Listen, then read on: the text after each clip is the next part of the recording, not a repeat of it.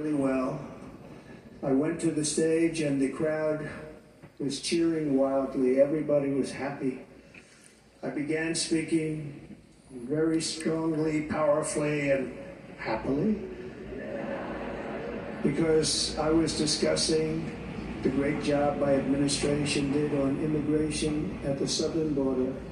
We were very proud of it.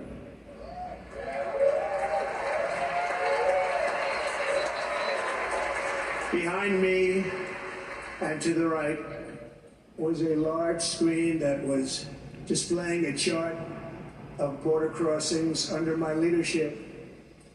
The numbers were absolutely amazing. In order to see the chart, I started to, like this, turn to my right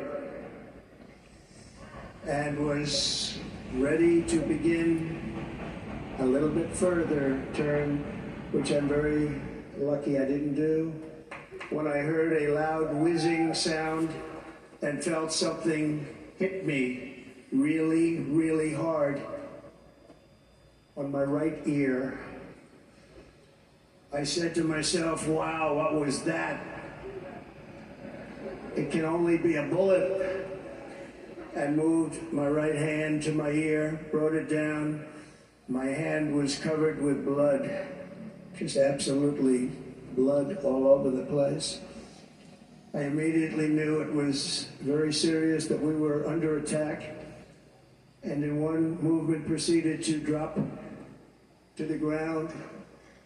Bullets were continuing to fly as very brave Secret Service agents rushed to the stage, and they really did, they rushed to the stage.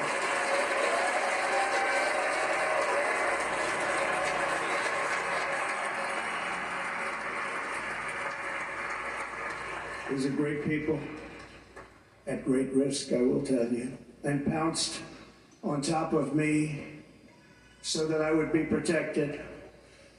There was blood pouring everywhere, and yet, in a certain way, I felt very safe because I had God on my side. I felt that.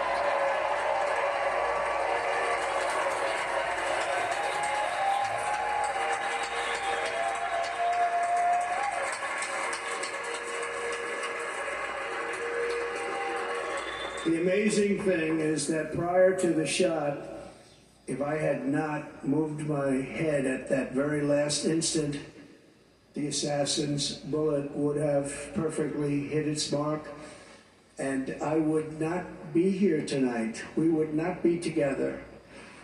The most incredible aspect of what took place on that terrible evening in the fading sun was actually seen later.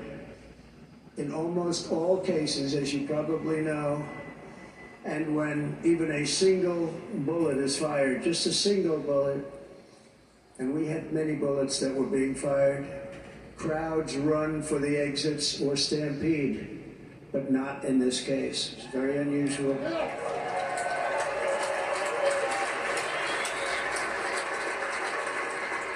This massive crowd of tens of thousands of people stood by and didn't move an inch. In fact, many of them bravely, but automatically stood up looking for where the sniper would be. They knew immediately it was a sniper. And then began pointing at him. You can see that if you look at the group behind me. That was just a small group compared to what was in front. Nobody ran, and by not stampeding, many lives were saved. But that isn't the reason that they didn't move. The reason is that they knew I was in very serious trouble. They saw it. They saw me go down. They saw the blood and thought, actually most did, that I was dead. They knew it was a shot to the head. They saw the blood. And there's an interesting statistic. The ears are the bloodiest part. If something happens with the ears, they bleed more than any other part of the body. For whatever reason, the doctors told me that. I said, why is there so much blood? He said, it's the ears. They bleed more. So we learned something, but they just they just this beautiful crowd. They didn't want to leave me. They knew I was in trouble. They didn't want to leave me, and you can see that love written all over their faces. So, incredible people. They're incredible people. Bullets were flying over us, yet I felt serene. But now the Secret Service agents were putting themselves in peril. They were in very dangerous territory. Bullets were flying right over them, missing them by a very small amount of inches.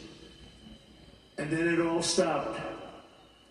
Our Secret Service sniper, from a much greater distance and with only one bullet used, took the assassin's life, took him out.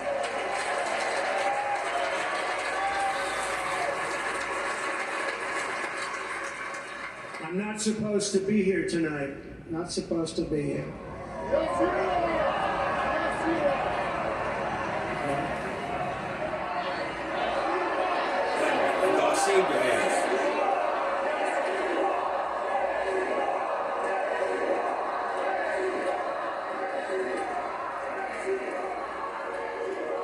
Thank you.